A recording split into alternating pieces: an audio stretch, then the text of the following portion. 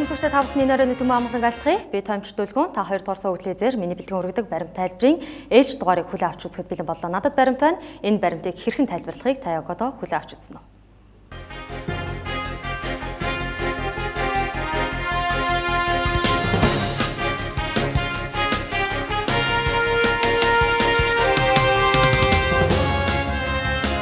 Өчигдөр гинтийн байдлаар хаалттай хуралдсан улсын хурлын хууль зүйн байнгын орны хуралдаанаас хууль зүйн сайд Тэмүүжинг огцруулахын зүйтэй гэсэн санал гарлаа.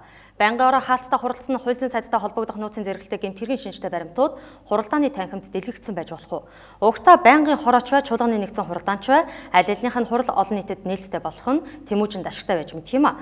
Тэмүүжинтэй холбогдох мэдээллүүдэд хууль зөрчсөн баримт байгаа юу? Энэ талаар өнөөдрийнхөө дугаараар тайлбарлах болно.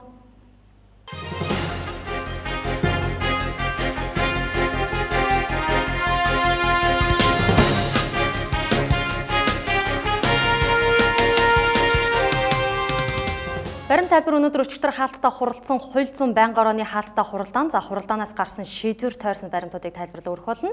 Тайлбарлах баримт руугаа орохоос урьдаад нэгэн танин мэдхүн бас анхаарал шалгасан асуултыг үзэж та бүхнээс асууя. Энэ сарын ихээр Их Британий угсаага залгамжлагч Кембрижийн гүн Уильям, түүний гэргийг Кэтрин хүү 8 сартаа бяцхан хунтааж Жорж нарын хамгийн анхны гадаад айлчлал Шинэ Зеландаас эхэллээ. Тэдний айлчлал 3-7 хоногийн туршид үргэлжлэх юм байна. Хааны гэр бүлийнхнийг Шинэ Зеландад газар дах үеэр тус улсын ерөнхий болон бусад төрийн удирдах халбан тушаалтнууд хүндэтгэлтэйгээр угтаж авсан гэсэн мэдээлэл байгаа юм. Энэ үеэр гүнж Кэтриний өмссөн пальто хэвлэлийнхний хараа дүртэж байлаа. Тэр ямар загвар зохион бүтээгчийн уралсан пальто өмссөн бэ гэдэг нэгэн танин мэдхүн шинжтэй асуултыг үзэж та бүхэнд нээлттэй үлдээж байна. Танд санал болгож байгаа хувилбарыг дэлгэцэнд үзүүлье. 3 хувилбарыг санал болгож байгаа. 1-р хувилбарт Кэтрин Парисын загварын ордны нэрт хувцас зурлаач Габриэл Коко Шанелийн үндэслсэн брендийн пальтог өмссөн. Харин 2 дахь хувилбарт Кэтрин Их Британий загвар зохион бүтээгч Кэтрин Волкерийн бүтээлийг өмссөн. 3 дахь хувилбарт Кэтрин Италийн брэнд болсон Марио Прадагийн үндэслсэн Прада брендийн пальтог өмссөн гэсэн 3 хувилбарыг танд нээлттэй үлдээж байна. Кэтриний сонголт түүний эр нөхөр Кембрижийн гүн Уильямтай холбоотой хийгдсэн гэж мэдэх талтайг тааврын хариултыг анзаарах зураа бодолцож үзээрэй гэдгийг хүсье. Ингээд таныг асуултын хариултыг бодгосоор өнөөдөр тайлбарлах баримт руугаа орё. Өчигдөр гинтгэн товлогдож хуралдсан хууль зүйн байнгын орны хуралдааны шийдвэр өнөөдрийн голлох сэдвүүдийн нэг байсан. Чуулганы нэгдсэн хуралдаантай өдөр товлогдох хаалттайгаар хуралдсан хууль зүйн байнгын орны ээлжид хуралдаанаар хууль зүйн сайд Тэмүүжинг огцруулах тухай хуулийн төслийг хэлэлцэж шийдвэр гаргасан юм а. Байнгын хороонд улсын хурлын 19 гишүүн багцдаг юм. Өчигдрийн хуралдаанд 15 гишүүн оролцсон гэдэг мэдээлэл байна. Хуралдааныг хаалттай хийсний цаана хууль зүйн сайдтай холбоотой нууцын зэрэгэлтэй мэдээллийг байнгын хорооны хуралдаан дээр танилцуулснаас гарцаагүй гэх таамгийг дэвшүүлэхэд хүргэж байгаа юм. Их сурвалжаас авсан мэдээллээр яг ийм процесс байнгын орны хуралдаан дээр болсон байгаа юм. Үүнд ямар материалууд явсан одоогоор тодорхой бус. Чуулганы хуралдаанаар Тэмүүжинг огцруулах тухай асуудлыг ярих үеэр гишүүдэд тарааж өгөх байхаа гэсэн хардалт явж байна. Харин Тэмүүжин сайдтай холбоотой маргаан дунд хамгийн түрүүн зөвхөгдсөн баримт нь түүний том хүүгээ өөрийн найз гэх элдв очирт өршлүүлсэн тухай мэдээлэл байгаа юм. Миний зүүн гар талд та бүхэнд баримт нэгийг танилцуулах болно. Тэмүүжин сайдын хүүхэдтэй холбоотой өрчлөлтийн талаарх шүүхэн шийдвэрийг харуулж байна. Хуралдаан хаан дүүргийн иргэний шүүхийн танхимд болсон байх юм. Дүүргийн иргэний шүүхийн шүүгч Инх Туя элдв очирт өрчлүүлсэн гэх хууль зүйн сайд Тэмүүжингийн хүү бүгүнэтэй гихчийг өөрийнх нь хүсэлтийн дагуу төрсэн эцгээр нь овоглох хүсэлтэй байгаа тухай хүсэлтийг хянан хэлэлцжээ. Өрчлөгч талын төлөөлөл болоод байгаа элдв очрын иргэний шүүхийн өмнө өгсөн тайлбарт танд үзүүлж байгаа баримтаас тодтоод харуулъя. Баримтад тодруулж харуулж байгаагаар нэхэмжлэгч элдв очир шүүх хуралдаанд гаргасан тайлбарлалтаа ийхүү тайлбарсан байх юм. Миний бие 2012 оны 2 дугаар сарын 17-ны өдөр гадаад явдлын яамны сайдын тушаалаар Канада улсад суух тус улсын элчин сайдын зөвлөхөөр ажиллахаар томилогдсон. Энэ үед миний дотны найз Тэмүүжин өөрийнхөө бүгүнүүтэйг тус улсад дунд сургуульд суралцуулж хэлний боловсролыг сайжруулах хүсэлт гаргаснаар түүний хүүхдийн сурч боловсрох орчин сайжруулах, визний нөхцөл мөн сургалтын төлбөрөөс чөлөөлөгдөх нөхцөл зэргийг харгалзан үзэж түүний хүүхдийг эцэгхийнх нь хүслээр өөрийн их нэртэйгээ харилцан тохиролцсон үрчлэн авахар шийдвэрлэж ингэснээр 2012 оны 7 дугаар сард 15 настай бүгүнүүтэйг өрчилж авсан гэж бичсэн байх юм. За Тэмүүжин өөрийн хүүг найздаа өрчлүүлэх тухай хүсэлтэд элдв очир гэгч нөхрийг Канада руу томилолтоор явах тухай шийдвэр гарсны дараахан эсвэл явах нь нэгэнтээ тодорхой болсон нөхцөлд урьдчилан гаргасан ч байж мэдэх талтай. Ингэж бодох юм бол Тэмүүжний хүүгээ бусдад өрчлүүлж за тэр дундаа төрийн нэрийн өмнөөс гадаад улс оронд дипломат алба хашиж байгаа албан тушаалтанд хуулиар визний нөхцөл мөн сурч байгаа тохиолдолд сургалтын төлбөрөөс чөлөөлөгдөх нөхцөл зэргийг мэдэж байсны үндсэн дээр энэхүү гадаад улс оронд хүүхдээ сургах сонирхол төрсөн гэдгийг илэрхий харагдаж байна. Хүүгээ өрчлүүлж гадаадын улс орн руу явуулах үеэрээ хууль зүйн сайд Тэмүүжин улсын хурлын гишүүнээр 2008-аас 2012 оны парламентод үүрэг хүлээж суусныг саная. Энэ үед түүний санаачилсан голлох хууль нь нийтийн албанд нийтийн болон хувийн ашиг сонирхлыг зохицуулах, ашиг сонирхлын зөрчлөөс урьдчилан сэргийлэх тухай хууль байлаа. Тэр энэ хуулийг батлуулж чадсан, за батлуулах болсон шалтгаанаа өмнө нь зурагтын дурангийн өмнө хэрхэн тайлбарлаж байсныг танд сонсгоё. Чимэд огш хичээл захаар зэгэд заадаг байхгүй. Би тэрийг хийсэн. Тийм байдгийн. Ягдвал би тэгсэн байхгүй гэж заадаг. Би болохоор хичээл захтаа яаж заажсан гэхэл тийм байвал гоёо гэж тийм мөрөөдлөө заагаадсан байхгүй. Миний одоо бас нэг зорж байгаа нэг тодорхой амьд чинь тэрийг цэвэрлэх хэрэгтэй. Тодорхой зарчим дээр суурилж ажилладаг болох хэрэгтэй. Өөрөө эрх мэдлийг хувьдаа ашигладаг байх бишээ. Нийтийн ашиг сонирхлын төлөө энэ эрх мэдэл зориулагдах байх хэрэгтэй зарчим байгаа шүү дээ. Тэр сэтгүүлч мөнх баясгалангийн цензургүй яриа ярилцлагын нэвтрүүлэгт оролцох үеэр хууль зүйн сайдын суудалд томилогдчиход байсан үед за түүний энэ хэсэгт хэлсэн тайлбарыг дахиад автаад хэлье. Миний хууль зүйн сайдад суусан амбиц би төрийг цэвэрлэх ёстой. Шудраг ёсыг тогтооно. Албан тушаал эрх мэдлийг хувьдаа ашиглах биш. Эрх мэдлийг нийтийн ашиг сонирхлын төлөө ашигладаг байна гэж хэлсэн баг юм. Энэ бол түүний хуулийн салбарт мэргэжснийх нь мөрөөдөл. Учир нь тэрээр үндсэн хуулийн арамыг зангидсан Монголын нэр туулж агсан чимдийг бодвол хийснээ биш хийхийг хүсэж байгаа мөрөөдлөө хуулийн салбарын сургууль суралцагч оюутан залууст ярьдаг байсан гэдгээс нь дөрөөлж ийм дүгнэлт хийхэд хүрлээ. Яг ингэж тэрээр мөнх баясгалангийн цензургүй ярилцлагын нэвтрүүлэгт хариулт өгсөн байдаг юм а. За тэр мөрөөдлөө биелүүлэх эхний алхмаа ашиг сонирхлын зөрчлийн тухай хуулиар дамжуулж хэрэгжүүлэх механизмаа тавьсан юм шиг байна. За тэгвэл хууль батлагдсан цаг хугацааг хүүгээ өрчлүүлэх хүсэлт гаргасан цаг хугацаатай нь харьцуулах хэрэгтэй боллоо. Нийтийн албанд нийтийн болон хувийн ашиг сонирхлыг зохицуулах, ашиг сонирхлын зөрчлөөс урьдчилан сэргийлэх хуулийг Монгол Улсын их хурл 2012 оны 1-р сарын 19-ний өдөр баталсан байдгийг. За энэ тухай та хуулийн холбогдох сайтаас олж харах боломжтой. Харин хууль санаачлагч гишүүн Тэмүүжин 2012 оны 2-р сард өөрийн төрсөн хүүг бусдад өрчлүүлэх замаар гадаадын улс оронд хөнгөлөлттэй нөхцөлөд сургах хүсэлт тээж явжээ. Хуулийн дуг нь хувийн ашиг сонирхол гэх нэр томьёоны талаар ч гэсэн тайлбарсан байдгийг. За энэ тухай өмнөх баримт тайлбар нэвтрүүлэгтээ хэлж байснаа дахиад давтах хэрэгтэй боллоо. Нийтийн албанд нийтийн болон хувийн ашиг сонирхлыг зохицуулах, ашиг сонирхлын зөрчлөөс урьдчилан сэргийлэх тухай хуулийн 3.1-2-т хувийн ашиг сонирхол гэж нийтийн албан тушаалтан албаны бүрэн эрхээ хэрэгжүүлэхэд өөрөө болон түүнтэй хамаарал бүхий этгээдийн зүгээс нөлөөлж болох үз эдийн болон эдийн бус ашиг сонирхлыг хэлнэ гэж заасан байдаг юм а. За яг энэ тухай баримтыг та бүхэнд мөн л миний зүүн гар талд харуулж байна. Нийтийн ашиг сонирхлын зөрчлийн тухай хуулийн хүрээнд 3.1-2 тусагснаар хувийн ашиг сонирхлыг хуулийн хүрээнд тайлбарсан байдаг. За хувийн ашиг сонирхол гэж нийтийн албан тушаалтан албаны бүрэн эрхээ хэрэгжүүлэхэд өөрөө болон түүнтэй хамаарал бүхий этгээдийн зүгээс нөлөөлж болох үз эдийн болон эдийн бус ашиг сонирхлыг хэлнэ гэж яг энэ хуульд нэр томьёоныхын хүрээнд тайлбарсан байгаа. За хууль зүйн сайд Тэмүүжин хүүгээ гадаад улсад төрийн алба хаших нэгэнд өрчлүүлэх түүгээрээ дамжуулж давхар гадаадын сургуульд хүүхдээ сургахдаа өөрийнхөө халааснаас биш сургалтын төлбөрийг нь гаргах бус за төрийн мөнгөөр үнгүй сургах нөхцөлийг олж харснараа тэрээр ашиг сонирхлын зөрчлийн тухай хуулинд зааснаар албаныхаа бүрэн эрхээ хэрэгжүүлэхдээ өөртөө нь хамаарал бүхий этгээдийн зүгээс хувийн ашиг сонирхол гаргасан байна гэдг нь батлагдаж байна. Тэгсэн атлаа хуулийг батлуулах болсон шалтгаанаа эрх мэдлийг нийтийн ашиг сонирхлын төлөө ашигладаг байхыг хүсэж байна гэж хэлсэн нь өөрийнхөө ашиг сонирхлыг хамгаалж байгаа мэт сэтгэлийг төрүүлж байгаа юм а. За баримт нэгээс танд тодтон харуулсан хэсгээ дахиад давтан үзүүлье. Тэмүүжингийн хүүг элдв очир өрчилж авсан тухай шалтгаанаа за хаан улдуугийн иргэний шүүхийн өмнө гаргасан тайлбартаа дурдсанаар элдв очир гэгч нь 2012 оны 7-р сард өрчилж авсан тухайга иргэний шүүхийн өмнө өгсөн тайлбартаа дурдсан байгаа юм. За хэдийгээр энэ нь 2012 оны ээлжид улсын хурлын сонгуулийн санал хураалтын дараа гарсан шийдвэр хэдий ч тэр үед Тэмүүжин арчилсан намаас жигсаалтаар улсын хурлын гишүүнээр дахин ажиллах нэг нь тодорхой болчихсон байсан үе юм. За тэгээд ч ашиг сонирхлын зөрчлийн хуулиар албан тушаалт нь албан үүргээс чөлөөлөгснөөс хойш 2 жилийн хугацаанд ашиг сонирхлын зөрчил үүсч болох үйл ажиллагаа явуулахыг хориглоно гэж заасан байгааг мөн л эрхэм сайдын өөрийнх нь бичиж найруулснаар нь иргэн танд сэрүүлэхийг хүсэж байна. Тиймээс хууль зүйн сайд Тэмүүжин хүүгээ бусдад өрчлүүлэхдээ улсын хурлын гишүүнээр дахин сонгогдсон ажиллаагүй байсан ч хувийн ашиг сонирхол гаргах нь хуулиар хориотой үйлдэл болж байна. За харин Тэмүүжин хууль зүйн салбараар дамжуулж төрийг цэвэрлэнэ гэж хэлснээ мартаад өөрийнхөө эрх мэдлийг нийтийн ашиг сонирхлын дөрвөлөө зориулахаасаа үл ялэг өртөж хувийнхаа ашиг сонирхолд ашигласан байх юм. Энэ нь хууль зүйн сайдын хувьар хуулиас гадуур үйлдэл болж харагдах бүрэн үндслэлтэй. Санахаар тэрээр өөрөө улс төрийн ёс зүйг түлхүү ухуулан сурталчлагчдын нэг юм. Харин энэ үед түүний ёс зүй нь хаана гээгснийг хэлж мэдэхгүй байна. Хуулиа биелүүлэхгүй бол хуулийн салбарын толгойд суугаад ямар ч шударга байсны тухай өөрчлөлт мэдрэгдэхгүй юм шиг төсөөлөл буучиж байгаа юм. Нөгөө төгөөр эрүүгийн тухай хуулиар Тэмүүжин өөрийн насанд хүрээгүй хүүхдийг гадаадад суралцах чадваргүй гэх эмзэг байдлыг далимдуулж бусдад албан тушаалан ашиглан нууц далдлах хэлбэрээр өрчлүүлсэн байх магадлалтай юм шиг харагдаж байна. Санахаар танд баримт нэгдээр тодорхой харагдаж байгаа.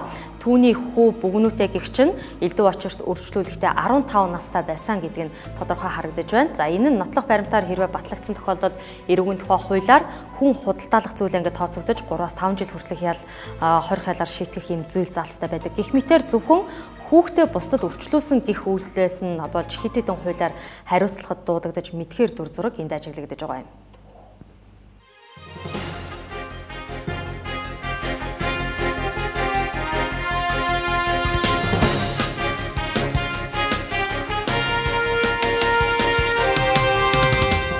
Иргэдийг алагчлахгүй байх тухай өмнөх парламентын бүрэн эрхийн хугацаанд сурталчилах хуулиар хийж байсан хууль зүйн сайд Тэмүүжин өөр дээр нь гүйцэтгэлийн ажиллагаа явууллаа гэж уурссан. Хэрвээ тэрээр ингэж уурсах болсон шалтгаан нь хуулийн салбарын бусад хүчний байгууллагын удирдлагатай хэрхэн холбогдож байгаа талаар дараагийн баримтыг суух хэрэгтэй болж байна. Гүйцэтгэлийн ажиллагаа явуулсан гэгдэж байгаа цагдаагийн ерөнхий газрын даргын үүрэг гүйцэтгэгч бэлэгт дорилж авнаар яагаад Тэмүүжинтэй арцалт болсон бэ?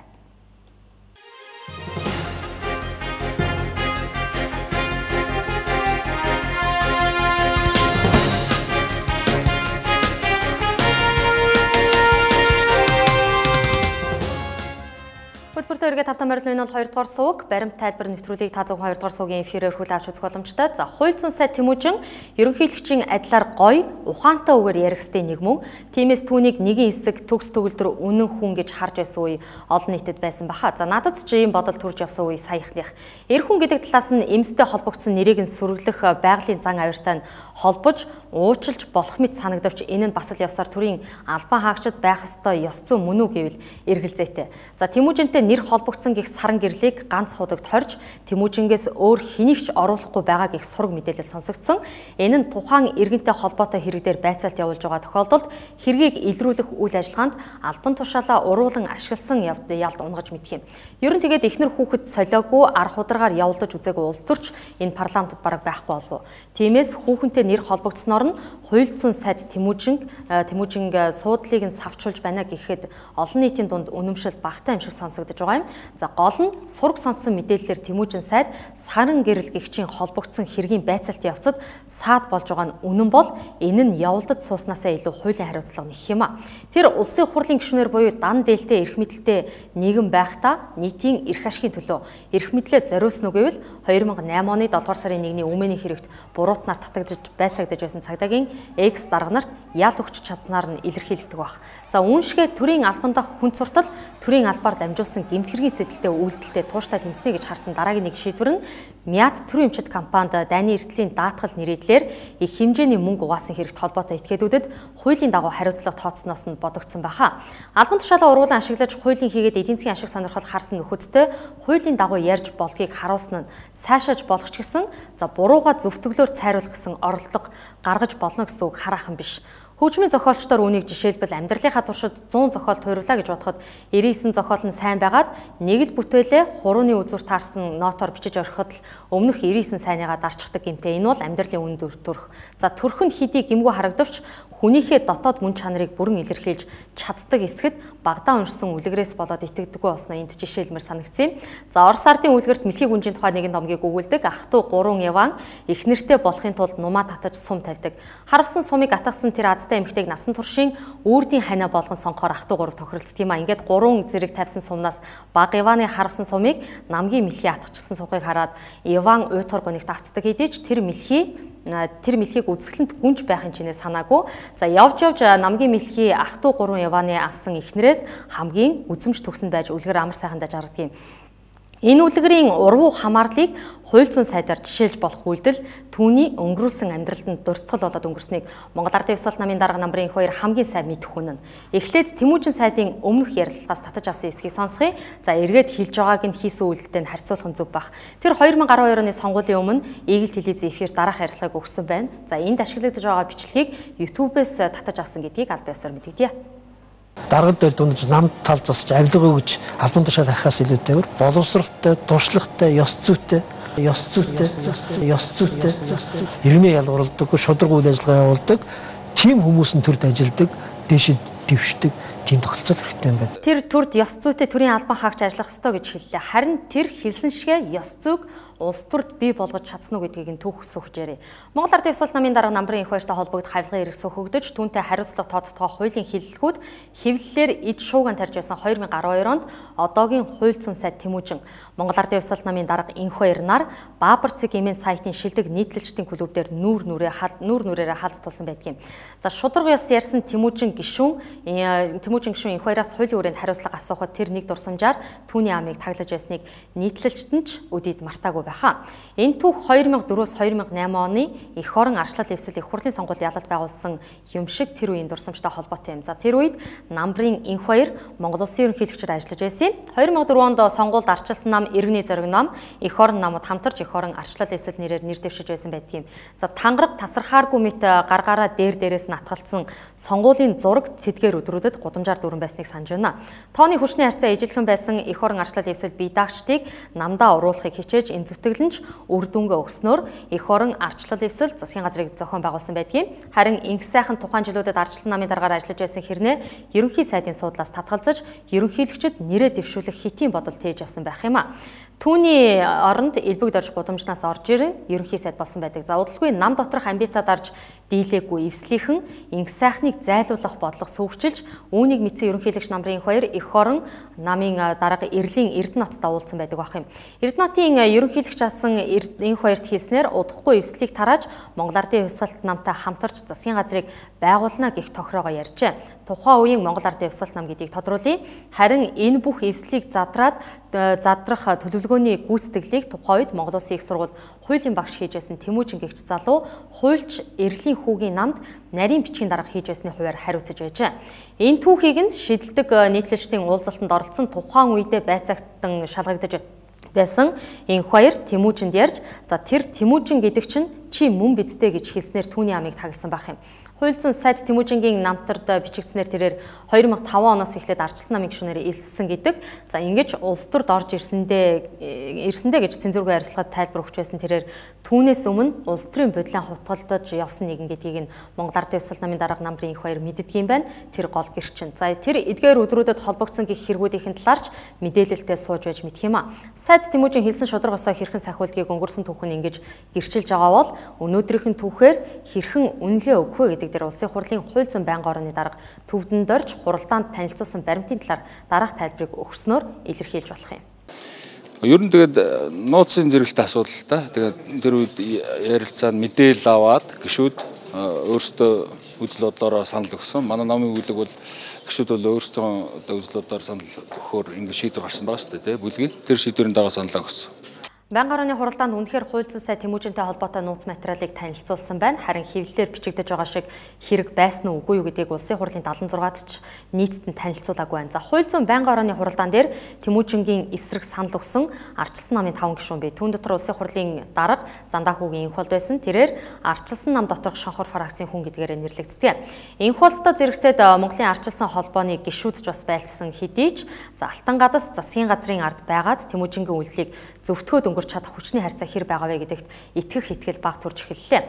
Үнэн дээр Тэмүүжин огцруулах санал дээр улсын хурлд арчилсан намын гишүүдээс бусад хүчний гишүүд санал өгөөгүй, арчилсан намч багтаж байгаа гэдгийг санах хэрэгтэй. Тэр дундаа огцруулахгүй гэх санал өгсөн нь улсын хурлын гишүүн Баяр цогт. Тэр өмнө нь төрийн албан тушаалтны хуваар хөрөнгө орлогын мэдүүлгээ үнэн зөвөөр тооцох ёстой байтал гадаад дахь офшор дансаа нүүн дарагдуулсан хууль бус үйлдэлийг гаргасан нэгэн, хууль бус үйлдэл гаргасан гишүүн нь хуулийн хүрээнд хариуцлагад татагдаж мэдхээр сайдыг өмгөөлж кноп дарсан нь хар дагуулж байна. Энэ бүх үйл явцууд ардчилсан нам эрх барихтаа засаглалын хямралд өрцдөг өмнөх түүхүүдийг нь сануулж өгч байна. Хууль зүйн сайд өөрөө хуулиа зөрчих нь огцруулах үндслэл зүй ёсоор тооцогдох ёстой. Огцрох нь харин ч зөөлөн газардуулж мэдхээр байгаа юм. Харин манад энэ бол энэ зарчим нь уруу хамааралтай явагдаж ирсэн. Чуулганы хуралдаанаар хууль зүйн байнгын хорооны шийдвэрийг авч хэлэлцэнгүй. За асуудлыг эх 7 хоног руу шилжүүллээ. Хэдийгээр Тэмүүжин өөрийг нь гаргаж ирсэн гэх ерөнхийлөгчийн бас ерөнхийлөгчийн талын хид хидийн эрх мэдтэй арсалцсан ч хуулийн шинжилгээнхээ гүйцэтгэлийг харах хүсэл ерөнхийлөгчөд байгаа бололтой. За тэр Тэмүүжингийн гаргасан алдааг хүлээн зөвшөөрөхөөр огцрох үндслэлгүй хэмээн хууль зөрчсөн сайдыг өмгөөлсөн жиргэг Твиттертээ шийдсэн байна. Эндээс үзэх юм бол эх 7 хоног хүртэл хойшлоод байгаа Тэмүүжингийн асуудлаар намууд хоорондоо ялангуяа ардчилсан намын фракцууд хооронд тохироо хийгдгийг үгүйсэх аргагүй. Уг нь улсын хурлын дарга зандаа хүүгийн их болдын зангаар тэр 100 ангаа тавихыг хүсдэггүй нэгэн. Тиймээс ардчилсан нам доторх тохироо хэрхэн шийдэгдэх нь анхаарал татаж байна.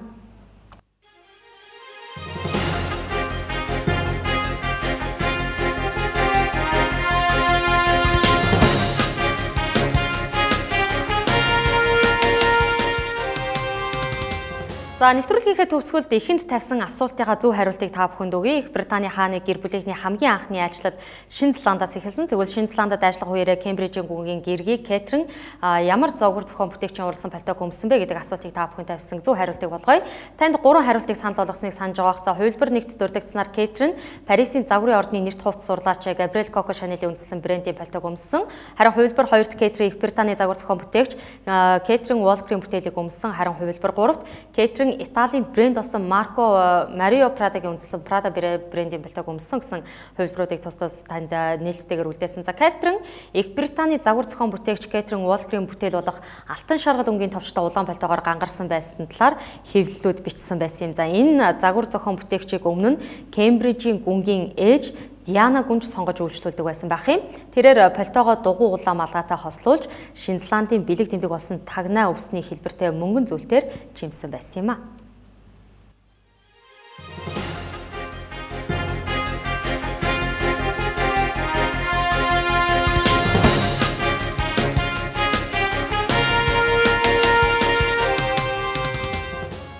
Өнөөдрийн баримт тайлбар нэвтрүүлгийн ээлж дугаартай хамт байсан үзэгч та бүхэндээ баярлалаа. Эх 7 хоног руу шилжиж байгаа хууль зүйн сайд Тэмүүжинг огцруулах асуудалтай холбоотой ялангуяа хууль зүйн байнгын орооны хуралдаан дээр хаалттайгаар орж ирсэн нууцын зэрэгэлтэй материалуудад ямар хэргийн талаар дурддагсан талаарх шинэ баримтууд дэлгэгдүүл энэ талаар та бүхэн тайлбарлан хүргэх болно. Анхаарал хандуулсанд баярлалаа. Та амралтынхаа өдрийг аятухтай сайхан өнгөрүүлээрэй. Баяртай.